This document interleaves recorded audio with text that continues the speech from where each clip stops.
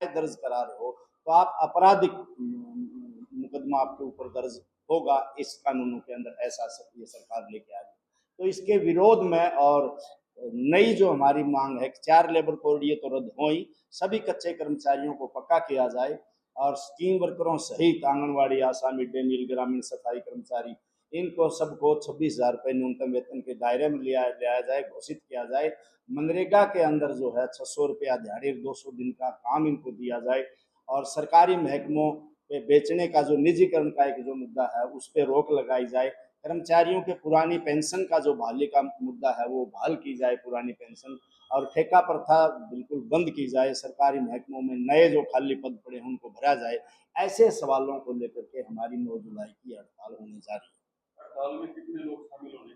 हजारों लोग शामिल होंगे हिसार जिला के अंदर, और 3 जगह हमने तय की है। उकलाना बरवाड़ा की बरवाड़ा में होगी, और आसी नारायण की आसी में होगी, बालसमंद आदमपुर अग्रवा हिसार की हिसार में होगी, क्रांतिमान पार्क।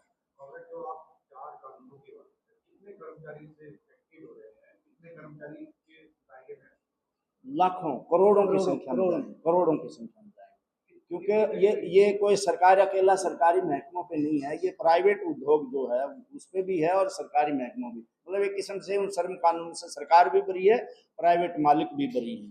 तो करोड़ों लोग इससे प्रभावित होंगे, और सिर्फ प्रभावित ना होंगे, उनकी कोई जो वेतन, न्यूनतम वेतन रिवाइज का भी इसमें शामिल है। महंगाई के आंकड़े जोड़ के जो हर 6 महीने जो वेतन की बढ़ोतरी का होता है, ये सारी चीजें रुक जाएंगी तो वो मंदा भी एक किस्म से बाजार में आएगा, क्योंकि खरीदन शक्ति जो करोड़ों लोगों की जेब कमजोर होगी, खाली होगी, तो बाजार में भी एक बहुत बड़ा मंदा का इसका असर देखने को मिलेगा। हिसार में क्या विशेष रहेगा, कहाँ इकट्ठा होंगे, क्या कोई प्रदर्शन होगा? हाँ, और क्या किसान भी इसमें शामिल होंगे? हाँ, क्रांतिमान पार्क में इकट्ठे होंगे हमारी सभी ट्रेड यूनियनों के जितने भी लोग हैं, चाहे वो सरकारी कर्मचारी हैं चाहे गैर सरकारी हैं, वो सब लोग इकट्ठे होंगे, जिसमें खेत मजदूर भी हैं, नौजवान भी हैं, छात्र भी हैं, महिला भी हैं, और किसान संगठन, बल्कि किसान अकेला किसान एक किसान सभा लाल झंडे से संबंधित वो नहीं है, बल्कि संयुक्त मोर्चा पूरे हिंदुस्तान का, उन्होंने भी समर्थन किया, क्योंकि ये 3 जो कृषि कानून लेके आई थी सरकार, तो किसान मजदूरों की एकता तब से बननी शुरू हुई थी, और किसानों को भी ये जची है कि वास्तव में मजदूर, क्योंकि मजदूर के बगैर वो लड़ाई जीती नहीं जा सकती थी, मजदूर का पूरा समर्थन था। तो इस आंदोलन में मजदूरों के, कर्मचारियों के आंदोलन में किसान मोर्चा भी प्रदर्शन में शामिल होगा। अभी जो कानून है उसका कितना बेनिफिट मजदूर को मिलता है, क्या उसको बेनिफिट होता है? हाँ, अभी जो मजदूर का जो बेनिफिट की जहाँ तक जो सवाल है, मतलब महंगाई के आंकड़े हर 6 महीने में जारी होते हैं, उसके हिसाब से वो वेतन, हालांकि महंगाई के आंकड़े भी किस समय पे जारी करते हैं, वो कई बार तो वो मजाकिया बीसी भी बात है, शाम के टाइम जब सब्जी के दाम सस्ते होते हैं, ये इतने रुपए में सारी ले जाओ, इतने रुपए में सारी, तब एक तो उसका महंगाई के आंकड़े नापते हैं श्रम विभाग के लोग, अब तो उस पर भी रोक लग गई है, उसके हिसाब से है। तो असल महंगाई के आंकड़े नाप के फिर अगर बढ़ोतरी हो, और बल्कि एक मुद्दा इसके अंदर हमारा हरियाणा के स्तर पर और भी है कि न्यूनतम वेतन रिवाइज हुए 11 साल हो गए, जबकि कानून के हिसाब से हर 5 साल में होना चाहिए। अगर कानून के हिसाब से हर 5 साल में ये करते तो 2 बार करना पड़ता अभी तक 11 साल में, तो 26,000 न्यूनतम वेतन की हमारी मांग है, इसके नजदीक वो जा लगता है न्यूनतम वेतन। सरकार का मंशा क्या मांग रहा है, कारण क्या? हाँ, सरकार तो कारण उनकी अपनी मर्जी है, क्योंकि वो बड़े पूंजीपतियों को फायदा पहुंचाना चाहते हैं। मजदूरों को इतना ही वो देना चाहते हैं कि मजदूर अपना गुलाम की तरह, वो रोजगार की तरह, जैसे मिसाल के तौर पर कई बार कहते हैं ना कि रोटी के ऊपर कोई गुड़ मांग रहा बच्चा, तो रोटी को छीन लो उसकी, ताकि रोटी रोटी मांगता रहे। तो ये है मुख्य वो इनकी योजना है बाकायदा। हर साल हड़ताल करते हो, एक दिवसीय एक औपचारिकता सी लगती है, क्या कोई लंबा आंदोलन करेंगे या औपचारिकता बन के रह जाएगी? नहीं नहीं नहीं, औपचारिकता बन के नहीं रहेगी। ये 2 दिन की भी हड़तालें हुई हैं, 1 दिन की भी हड़ताल हुई है, 2 दिन की हड़ताल हुई है, उसको काफी असर भी पड़ा है। इतने सब तरह की ट्रेड यूनियनों को, इतने सारे लोगों को, अलग अलग धर्म के लोगों को, अलग अलग जाति में जो बटे लोग होते हैं उनको इकट्ठा करके और एक मंच पर लाके पूरे हिंदुस्तान का एक बंद का जो आह्वान है, ये अपना आप में बहुत बड़ी बात है। और इस बंद का ऐसा नहीं असर नहीं होता, क्योंकि 4.5 साल हो गए उन कानूनों को पास हुए, आज तक सरकार लागू नहीं कर पाई है। तो इसी सवाल को लेकर आज फिर हम भारत बंद की ओर जा रहे हैं। हाँ, ट्रेड यूनियन फिर मीटिंग करेंगे हम, राष्ट्रीय स्तर की, राज्य स्तर की, और नीचे तक भी कोई धरने प्रदर्शन, और फिर हो सकता है अगली साल, हो सकता है ये 2 दिन की भी काल हो सकती है, 3 दिन की भी काल हो सकती है।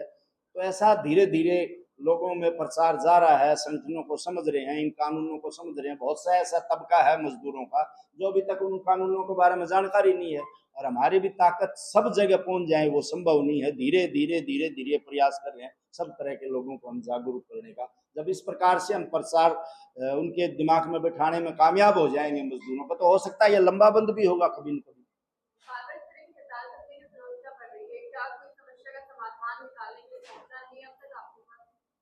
नहीं नहीं, वो समस्या का समाधान तो हमने थोड़ा निकालना, वो तो सरकारों ने निकालना है। वो कोई नेगोशिएशन के ऊपर बुलाए, बातचीत करे केंद्रीय ट्रेड यूनियनों से, सरकार, केंद्र की सरकार, मोदी की सरकार, तो इसका कोई रास्ता निकल सकता है। अगर वो इस रूप में बुलाए ट्रेड यूनियनों को, क्या नेगोशिएशन बैठते हैं, क्या आपका डिमांड है, किस बात को लेके, क्या नफा है, क्या नुकसान है, इस पर तो कोई चर्चा वो करना चाहते नहीं। इस हड़ताल में शामिल होने के लिए लोगों से कोई अपील आपकी? हाँ, हम ये कहना चाहते हैं कि ये सिर्फ मजदूरों और कर्मचारियों पे श्रम कानूनों में बदलाव करके हमला नहीं है। यो कोई भी समाज का पीड़ित तबका कभी कोई चाहे गुंडागर्दी के सवाल को लेके उठ खड़ा होता है बाजार कई बार से, और वो धरने प्रदर्शन पर, सब तरह के धरने प्रदर्शन पर रोक लगाने की योजना है इसके पीछे की मंशा, ताकि लोग देश के बोल ना पाए। अच्छा है, हमारा 9 जुलाई को राष्ट्रव्यापी हड़ताल है 10 केंद्रीय ट्रेड यूनियन के आह्वान पर, और उसमें हिसार के स्तर पर जो हमारी तैयारियां हैं, वो गेट मीटिंगें, चाहे वो सरकारी महकमे हैं, गैर सरकारी महकमे हैं, स्कीम वर्कर हैं, निर्माण मजदूर हैं, सफाई कर्मचारी है, मनरेगा, सब जगह हमारी तैयारी अच्छी है।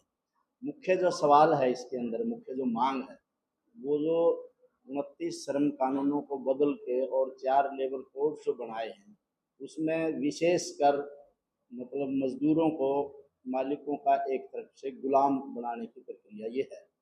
और 4.5 साल के लगभग हो गए पास हुए, तो अभी तक केंद्रीय ट्रेड यूनियनों के आह्वान पर लगातार जो देश के स्तर के बड़े आंदोलन है, तभी इसके ऊपर रुका हुआ है। लेकिन इस बार मोदी की सरकार कह रही है हम इसको लागू कर रहे हैं। 4 लेबर कोड्स के अंदर जो मुख्य जो सवाल है, मतलब 500 वर्कर से कम वर्कर, 499 वर्कर भी किसी अगर उद्योग में, संस्थान में काम करते हैं, तो वहाँ सुरक्षा की गारंटी की कोई जिम्मेवारी मालिक की नहीं होगी। कोई हादसा होगा, एम्बुलेंस तक वहाँ खड़ी करने के लिए भी कोई ज़रूरी नहीं है, इस कानून के अंदर दिया, जो मालिकों के ऊपर प्रेशर उसका एक रहता था। ऐसे ही 250 मजदूरों से जो कम जो संस्थान है, वहाँ मतलब जो कल्याणकारी अधिकारी जो कल्याणकारी जो सुविधाएं मिलती हैं उन मजदूरों को, उससे उनको बरी कर दिया गया है। 100 मजदूर, इनको बल्कि मजदूर और कर्मचारी मानने से भी इनकार है, उनको मजदूर की परिभाषा नहीं आएगी। स्कीम वर्करों में आंगनवाड़ी, आशा वर्कर, मिड डे मील, और शिक्षा विभाग और पंचायत का एक विभाग, वहाँ महिला जो मजदूर है उनको भी मजदूर मानने से इनकार वो करते हैं 4 लेबर कोड। इसमें 50 महिलाएं जहाँ काम करती हैं किसी भी संस्था में, उसमें